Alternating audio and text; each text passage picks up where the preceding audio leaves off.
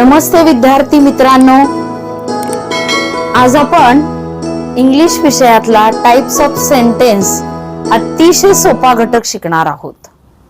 पण तरी सुद्धा कधी कधी काही शब्द असे आहेत की ते तुम्हाला फसवतात आणि मग आपलं उत्तर चुकतं. तर व्हिडिओ शेवटपर्यंत पाहायचा आहे. अतिशय कमी वेळामध्ये हा टॉपिक आपण शिकणार आहोत. पण तत्पूर्वी या चॅनलवर नवीन असाल तर पहिल्यांदा सबस्क्राइब करून घ्या. आपल्या मित्रांना नातेवाईकांना हा व्हिडिओ शेअर जरूर करा आणि या खालील ऑनलाईन टेस्ट सोडवायला विसरू नका. आणि आपली यशोदीप प्रकाशनाच्या बोलक्या मार्गदर्शिका आवर्जून घ्या की जेणेकरून तुम्हाला कोणताही व्हिडिओ सर्च करावा लागणार नाही, कारण घटकाच्या सुरुवातीलाच QR कोड दिला जाणार आहे. त्याच्या खाली ऑनलाईन टेस्ट देखील असणार आहे. चला तर मग आपण वेळ न घालवता लगेच सुरू करूया. Types of sentence. टाइप्स म्हणजे प्रकार आणि सेंटेन्स म्हणजे वाक्याचे प्रकार. आपण मराठीमध्ये पण शिकलेलो आहोत की साधं वाक्य, विधानार्थी वाक्य, उद्गारार्थी वाक्य, आज्ञार्थी वाक्य, विद्यार्थी वाक्य हे मराठीमध्ये पण शिकलेलो आहोत. तेच आपल्याला आता इंग्रजी मधून शिकायचं आहे. चला तर मग फळ्यावर मी पहिल्यांदा डायरेक्ट वाक्य लिहिलेली आहेत आणि त्या वाक्यामध्ये आपल्याला समजून घ्यायचं आहे की त्या वाक्याचं वैशिष्ट्य काय आहे. आता पहिलं वाक्य मी साधं लिहिलेलं आहे बघा, की त्याच्यामध्ये काय आहे, the sun rises in the east. याच्यामध्ये काय आहे, वाक्याच्या शेवटी पूर्ण विराम आहे, फुल स्टॉप आहे. म्हणजे या वाक्याचं वैशिष्ट्य असं आहे की या वाक्याच्या शेवटी काय आहे, फुल स्टॉप आहे. या वाक्यामध्ये कोणतीही आज्ञा दिसत नाही, कोणताही प्रश्न विचारलेला नाही किंवा कोणतीही भावना व्यक्त केलेली नाही. अचानक निर्माण होणारी जी भावना आहे म्हणजे शेवटी उद्गारवाचक चिन्ह सुद्धा नाही. अशा वाक्याला म्हणतात असर्टिव्ह सेंटेन्स. Assertive sentence. पण कधी कधी काय होतं की हा पर्यायच नसतो. असर्टिव्ह साधं वाक्य आपल्याला कळतं, पण त्याचं दुसरं नाव आहे डिक्लेरेटिव्ह सेंटेन्स.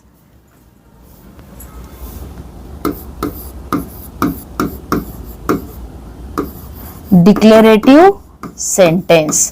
कारण मग पर्याय नसला तर मग आपलं जमलिंग होतं, म्हणून आपल्याला दोन्ही नावं माहित असली पाहिजे. आणि यालाच मराठीमधून म्हणतात विधानार्थी वाक्य. काय म्हणतात, विधानार्थी वाक्य, साधं वाक्य. या वाक्याचं वैशिष्ट्य आहे, या वाक्यामध्ये कोणताही प्रश्न नसतो, कोणताही उद्गार नसतो, कोणतंही वेगळं चिन्ह नसतं, फक्त पूर्णविरामाचं चिन्ह असतं आणि त्याच्यामध्ये एकच कर्ता असतं, एकच वाक्य असतं. म्हणजे जोडून दोन वाक्य वगैरे असं काही नसतं. तर त्याला म्हणायचं असर्टिव्ह सेंटेन्स, डिक्लेरेटिव्ह सेंटेन्स. आता दुसरं वाक्याचं वैशिष्ट्य काय आहे, how many boys are there. तुम्हाला याच्यावरून लगेच कळतं की ज्या वाक्यामध्ये प्रश्न विचारलेला आहे त्या वाक्याला आपण प्रश्नार्थक वाक्य म्हणतो आणि त्याचं स्पेलिंग आहे, त्याचं नाव आहे इंट्रॉगेटिव्ह सेंटेन्स. INTERRO,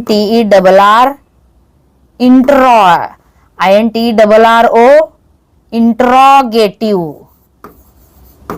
interrogative. जरा टप्पे करायचे. काय करायचे, टप्पे करायचे. Interrogative sentence.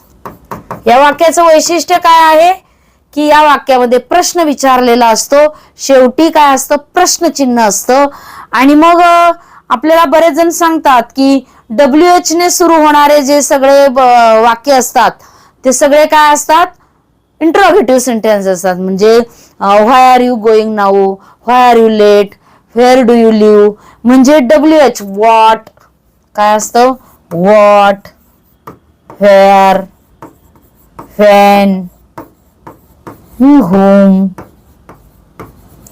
असे जे आहेत सगळे, who, whose, याने सुरू होणारे जे वाक्य आहेत ते सगळे इंट्रॉगेटिव्ह सेंटेन्स मध्ये येतात. त्याच्या शेवटी प्रश्नचिन्ह असतं. त्याच्यानंतर क्रियापदाने सुरू होणारी जी असतात, म्हणजे टू बी ची रूप is, am, is, are, was, were, shall, will, can, could याने सुद्धा सुरू होणारी जी वाक्य असतात ती इंटरॉगेटिव्ह असतात. कारण आता मी तुम्हाला सांगितलं, तुम्हाला माहितीये की बाई एवढं कशाला सांगतायत की शेवटी प्रश्नचिन्ह दिलं ना तर ते इंटरॉगेटिव्ह समजायचं, बाकीचं काय करायचंय. पण जेव्हा तुम्हाला पंक्च्युएशन मार्क हा टॉपिक सोडवायचा आहे तेव्हा मात्र प्रश्नचिन्ह खालीलपैकी कोणत्या वाक्याला येतं, तुम्ही हेच लक्षात ठेवलं असतं की what, where, when, whom, who, whose याने सुरू झालं की प्रश्नचिन्ह द्यायचं. आणि मग या अशा वाक्यांच्या शेवटी प्रश्नचिन्ह येतं हे आपण लक्षातच ठेवत नाही, कारण आपण हे लक्षात घेतलं नाही की am, is, are, was, were, can, could, त्याच्यानंतर विल, शॉल, शुड या क्रियापदांनी सुरू होणारी जी वाक्य असतात ती प्रश्नार्थक वाक्य असतात. त्या वाक्याच्या शेवटी सुद्धा प्रश्नचिन्ह द्यायचं असतं आणि अशा वाक्यांना सुद्धा इंटरॉगेटिव्ह सेंटेन्स असे म्हणतात. म्हणजे मी पंक्च्युएशन मार्क साठी सुद्धा हा मुद्दा क्लिअर केलेला आहे की या शब्दांनी सुरू होणारे जे शब्द वाक्य आहेत त्याच्या सुद्धा शेवटी काय द्यायचं, प्रश्नचिन्ह द्यायचं, क्वेश्चन मार्क द्यायचा. क्वेश्चन मार्क हे काय आहे, क्वेश्चन मार्क. हा काय आहे, फुल स्टॉप. हा काय आहे, क्वेश्चन मार्क. कारण प्रत्येक चिन्हाचं आपल्याला पंक्च्युएशन मध्ये, आपण पंक्च्युएशनचा जो टॉपिक आहे तो सुद्धा व्यवस्थित बघून घ्यायचा आहे. 2 भागामध्ये आपण केलेला आहे, तो सुद्धा युट्यूबवरचा पाहून घ्यायचा आहे. आता पुढचं जे सेंटेन्स, आता पहिलं सेंटेन्स शिकलो आपण ऍसरेटिव्ह किंवा डिक्लेरेटिव्ह सेंटेन्स, दुसरं जे शिकलो इंटरॉगेटिव्ह सेंटेन्स, आणि आता तिसरं इथं व्हॉट अ ब्युटिफुल. आपण एखादी गोष्ट पाहिल्याबरोबर अशी सुंदर गोष्ट, what a beautiful, what a nice असे जे आपले अचानक तोंडातून शब्द येतात, ओ नो असं काही घडल्यानंतर आपल्या तोंडातून उद्गार बाहेर पडतात आणि मग अचानक उद्गार बाहेर पडल्यानंतर आपल्या मनातील भावना व्यक्त करताना आपण शेवटी काय देतो, उद्गार चिन्ह देतो. त्याला आपण इंग्लिशमध्ये एक्सक्लेमेशन मार्क असं म्हणतो. आणि मग ज्या वाक्याच्या शेवटी एक्सक्लेमेशन असतं त्याला आपण काय म्हणतो, एक्सक्लेमेटिव्ह सेंटेन्स. काय म्हणतो, एक्सक्लेमेटिव्ह सेंटेन्स. एक्सक्लेमेटिव्ह सेंटेन्स. आता या वाक्याचं सुद्धा काय आहे, एक्सक्लेमेशन मार्क आहे, ते सुद्धा काय आहे, एक्सक्लेमेटिव्ह सेंटेन्स. आता तुम्हाला पंक्च्युएशन मार्क मध्ये गोंधळ होतो की इथं पण हाऊ ने सुरू होणार वाक्याच्या शेवटी आपण क्वेश्चन मार्क दिलाय आणि इथे मात्र हाऊ ने सुरू झाल्यानंतर इथं एक्सक्लेमेशन मार्क दिलाय. पण इथं प्रश्न विचारलेला दिसतोय आणि इथं उद्गार व्यक्त केलेला दिसतोय. आणि याच्यामध्ये थोडीशी तुम्हाला क्लुप्ती सांगते की ज्या वेळेस आता व्हॉट आणि हाऊ, व्हॉट आणि हाऊ हे जे 2 शब्द आहेत ते क्वेश्चन विचारण्यासाठी सुद्धा वापरतात आणि उद्गार व्यक्त करण्यासाठी सुद्धा वापरतात. म्हणजे क्वेश्चन मार्क मध्ये सुद्धा वापरतात, क्वेश्चन मार्क साठी सुद्धा वापरतात आणि एक्सक्लेमेशन मार्क साठी सुद्धा वापरतात. पण लक्षात घ्या याच्यामध्ये हे जे व्हर्ब आहे ते कुठं आले बघा बरं, ते इथे मध्येच आले आणि इथं व्हर्ब काय आले, शेवटी आले. एक्सक्लेमेटिव्ह सेंटेन्स मध्ये व्हर्ब जे आहे ते शेवटी येतं किंवा कधी कधी ते नसतंही.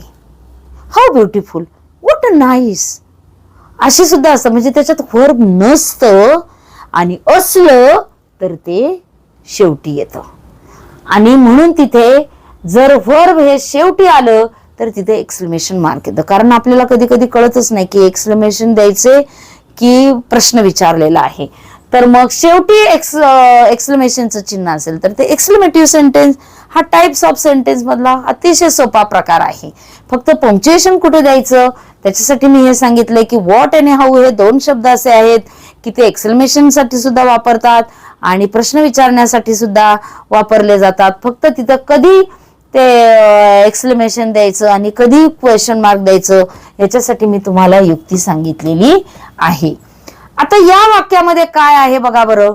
डोंट गो, जाऊ नकोस. स्टँड अप, उभा राहा. गो आउट, बाहेर जा. याच्यामध्ये काय केलेलं आहे, आज्ञा केलेली आहे, आदेश केलेला आहे, इन्स्ट्रक्शन दिलेली आहे.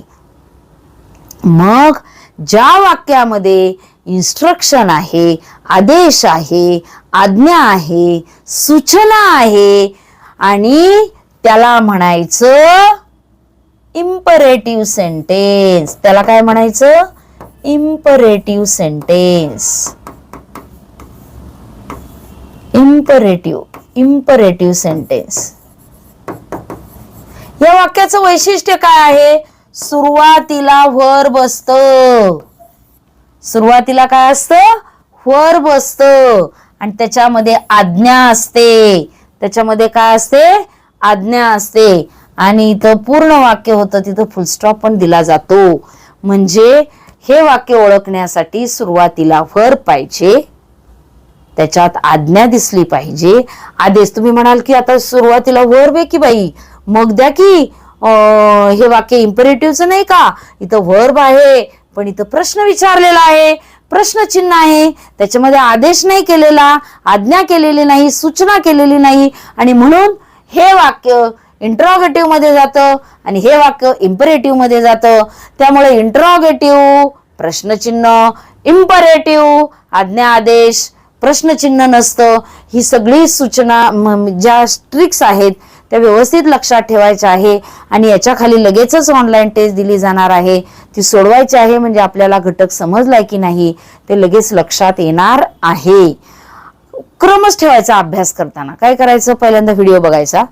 व्हिडिओ बघितल्यानंतर त्या लेसनच्या तिथे काय महत्वाचे मुद्दे दिलेले आहेत, काय समजावून सांगितलेलं आहे ते वाचायचं. त्याच्यानंतर लगेच पुस्तकातला तो स्वाध्याय सराव पेपर सोडवायचा. ते झाल्यानंतर लगेचच ऑनलाईन टेस्ट सोडवायची. म्हणजे एवढ्या प्रकारे जर तुम्ही एखादा घटक टॉपिक केला तर तुम्हाला तो पूर्णपणे समजणार आहे आणि कायमस्वरूपी लक्षात राहणार आहे. तर सगळेजण पुन्हा एकदा सूचना आहे, तुमच्या पाहण्यामुळं तुम्ही खूप छान मला प्रतिक्रिया देत असता. काही मुलं तर आवर्जून फोन करतात, बाई तुम्ही खूप छान साहित्य उपलब्ध करून दिलेलं आहे, तुम्ही खूप छान शिकवता आणि त्यामुळे सुद्धा मला खूप प्रेरणा मिळत असते. पण तुम्ही अधिकाधिक विद्यार्थ्यांपर्यंत हा जर व्हिडिओ शेअर केला तर माझ्यामध्ये अजून उत्साह निर्माण होईल, अजून छान छान व्हिडिओ तयार करण्याची ताकद माझ्यामध्ये निर्माण होईल. तर चला तर मग व्हिडिओ शेअर करूया, चॅनलला सबस्क्राईब करूया. धन्यवाद.